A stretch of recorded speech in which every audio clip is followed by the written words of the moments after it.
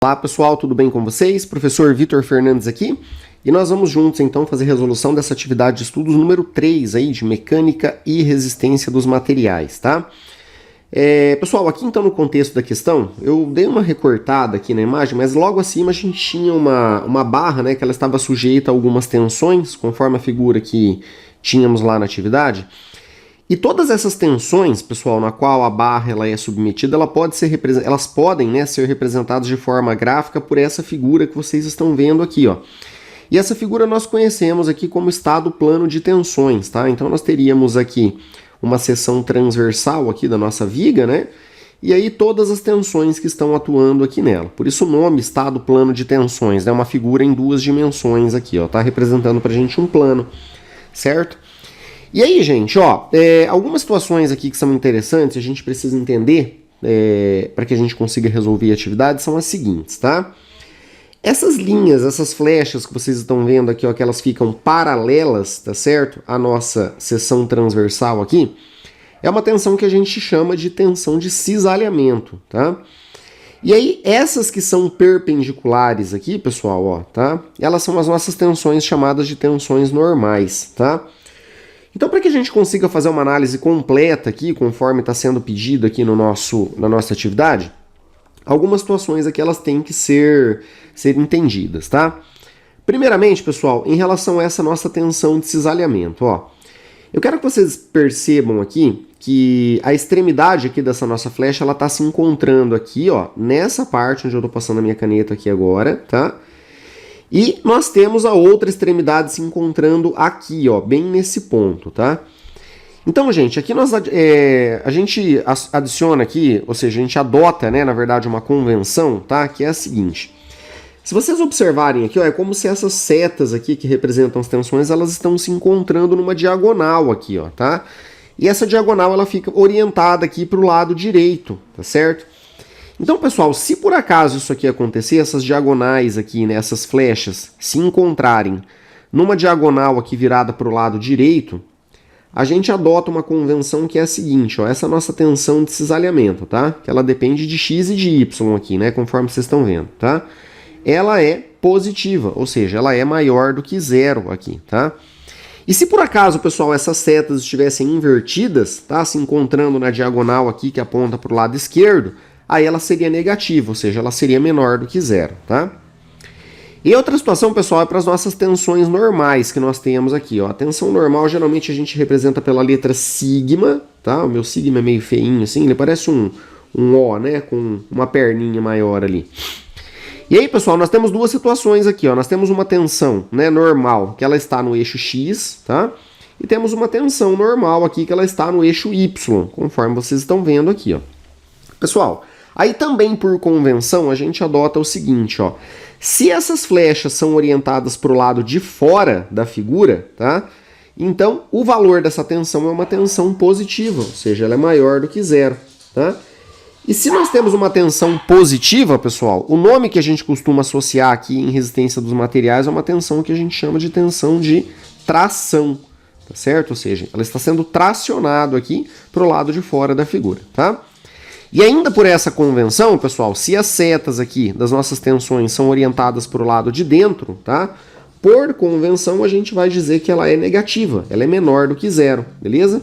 E uma tensão que ela é negativa, pessoal, tá? Lembrando que não existe tensão negativa, tá? É só uma convenção, um sinal matemático que a gente utiliza para representar que nós temos aqui uma compressão, tá certo? Então, a parte superior aqui e a inferior está sendo comprimida, ao mesmo tempo então que a parte lateral aqui, ó, a direita e a esquerda está sendo tracionada, beleza? São convenções aí que a gente vai utilizar aqui para nossa matéria, tá? Então, gente, ó, para a gente fazer essa análise completa aí dos planos conforme foi pedido, eu já deixei uma situação aqui para vocês escrita para a gente agilizar um pouquinho aí do nosso vídeo, tá? Então, primeiramente, ó, a nossa tensão de cisalhamento, conforme eu falei para vocês, ela está apontando aqui para a diagonal positiva, tá? E se ela está apontando para a diagonal positiva, ela está apontando para o sentido positivo dos valores, conforme eu disse aqui para vocês, ó. A tensão de cisalhamento geralmente é representada pela letra tal, né? Então, nesse caso aqui, a nossa tal de XY, ela vai valer 500 megapascal aqui, ó, positivo, tá? Segunda análise que a gente faz aqui, ó, tensão normal no eixo X, tá? Conforme eu falei para vocês ali, ela é uma tensão de tração. Então essa nossa sigma X aqui, ó, tá? Ela vai ter um valor de 350 megapascal, tá? E por fim, pessoal, a nossa tensão normal no eixo Y, ela é de compressão, né? Conforme eu falei para vocês. E se ela é de compressão, a gente associa um sinal negativo nela aqui, que no caso da nossa figura, ela vale menos 200 megapascal, tá? Beleza, pessoal, então isso aqui são as primeiras análises que a gente faz. Depois disso, então nós temos que fazer o cálculo aqui, tá, de algumas situações que são pedidas. Ó, primeiro aqui, ele está pedindo a orientação dos planos principais, tá? E, pessoal, para a gente encontrar a orientação desses planos principais, isso aqui na verdade é um ângulo, tá certo? Que a gente precisa calcular, tá? E para calcular esse ângulo, nós temos uma equação matemática. Essa equação matemática, ela está no livro texto de vocês ali, tá certo? E eu vou junto com vocês aqui então fazer o desenvolvimento dela, tá? Então, ó, esses planos principais aqui, basicamente eles estão relacionados por esse ângulo que está aparecendo aqui, que nós chamamos de θp, tá?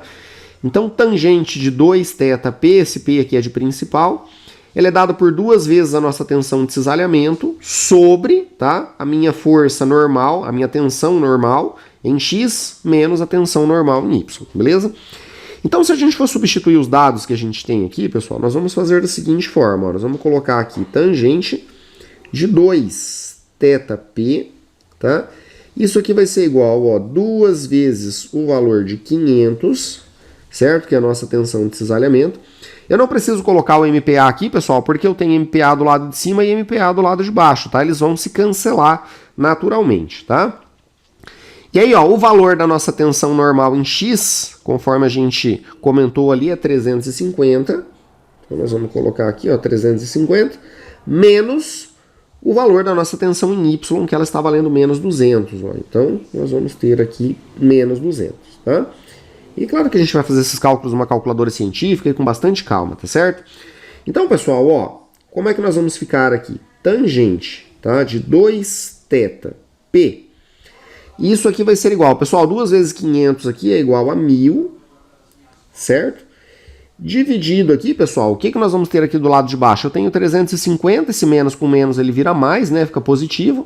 Então, 350 com mais 200, isso aqui dá 550, tá? Então, ó, o nosso objetivo aqui é encontrar θp, né, pessoal? Então, para isso eu vou tirar esse tangente que está aqui na frente e a gente passa ele dividindo, tá? E quando a gente passa ele dividindo, pessoal, o que nós estamos fazendo aqui é, na verdade, aplicando a função inversa da tangente, como a gente costuma chamar, tá? Então, se eu passar esse cara aqui dividindo, nós vamos ter a seguinte situação. Eu vou ter aqui que 2θp, tá? Ela seria 1 sobre tangente desse número aqui, ó, 1.000 sobre 550. Ou a gente costuma escrever tangente elevado a menos 1, tá? Então, ou seja, eu vou tirar o ângulo daqui, certo? Calculando a função que nós chamamos de função inversa da tangente, ó. Então, isso aqui vai ser tangente a menos 1 de quem, pessoal? Tangente a menos 1 de 1.000, tá? Sobre 550 aqui, ó. Beleza? Então, a gente vai pegar, então, uma calculadora científica, tá? Para poder fazer esses cálculos. Eu já deixei a minha calculadora padrão aqui. Essa calculadora ela é um emulador da Casio FX991, tá, pessoal? Então ela consegue fazer tranquilamente. A única coisa que vocês têm que se certificar aí é que a calculadora de vocês ela tem que estar nesse modo aqui, ó, que significa degrees. Degrees é graus, tá? Em inglês, beleza? Porque se ela estiver aqui em radiano ou em grados, ela não vai calcular legal isso aqui, tá? Então coloquem ela em degree aqui. E a função inversa da tangente, pessoal, ela é a segunda função aqui da tecla tangente mesmo. Então é só a gente vir aqui apertar o Shift e o tan. A calculadora já acende ali um tangente a menos 1. A gente pode apertar o botãozinho de fração, ó, que fica bem aqui. E a gente faz aqui, ó, 1.000 sobre 550, tá? Aí setinha para o lado, a gente fecha o parênteses, não é necessário nem fechar, tá certo? A gente vem aqui e aperta igual, ó. Pessoal, vou fazer um arredondamento aqui, eu vou dizer que isso aqui dá 61,19, tá certo? Pra gente trabalhar com 2 casas após a vírgula ali.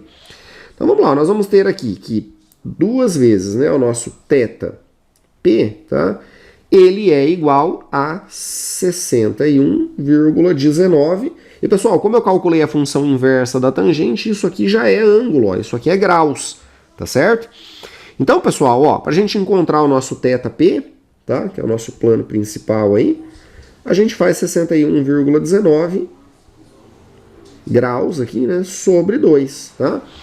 E então, gente, o nosso θp aqui, ele vai ficar, ó, se eu pegar esse número aqui e fizer ele dividido por 2, beleza?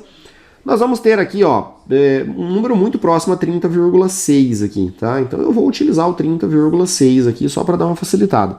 Se vocês quiserem utilizar o 30,59, não tem problema nenhum, tá? É só uma questão de arredondamento aqui, beleza?